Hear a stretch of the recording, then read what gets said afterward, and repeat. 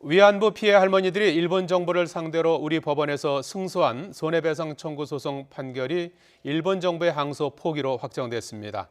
하지만 법원의 판결이 실제 배상으로 이어지기는 순탄치 않아 보입니다. 박석영 기자입니다. 지난 8일 서울중앙지방법원은 고 배춘희 할머니 등 위안부 피해자 12명이 일본 정부를 상대로 낸 손해배상 청구 소송에서 할머니들의 손을 들어줬습니다. 계획적, 조직적, 반인도적 범죄 행위인 만큼 일본이 주장한 주권 면제 이론을 적용할 수 없다며 1인당 1억 원을 배상하라고 한 겁니다.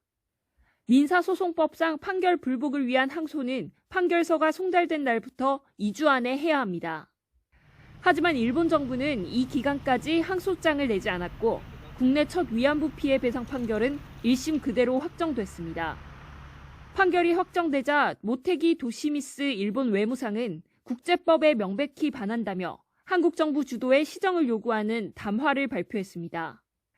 일본 정부가 자발적으로 지급하지 않을 가능성이 커 피해자들이 손해배상금을 받는 과정도 지금까지 걸어온 길만큼이나 험난할 것으로 보입니다. 배상금을 받으려면 압류 매각 등 강제 집행 절차를 밟아야 하는데 그러기 위해선 피해자 측이 국내에 있는 일본 정부 자산을 찾아내야 합니다. 다만 주한 일본 대사관 등의 자산은 외국 공관에 대한 불가침을 정한 빈협약의 보호를 받아 압류가 어려운 현실입니다. 만일 찾아내 강제 집행 신청을 하더라도 일본 정부가 송달을 거부할 가능성이 있어서 시간이 오래 걸릴 수밖에 없습니다. 결국 강제 집행보다는 대화를 통해 일본 정부가 판결에 승복하고 피해자들에게 사죄하는 게 우선이라는 의견도 나옵니다.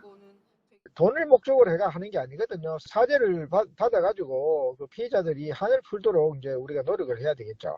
한국하고 일본 정부가 새로 협의하는 과정에서 피해자들이 원하는 것이 진정한 사죄라는 것을 이제 일본에 전달하고.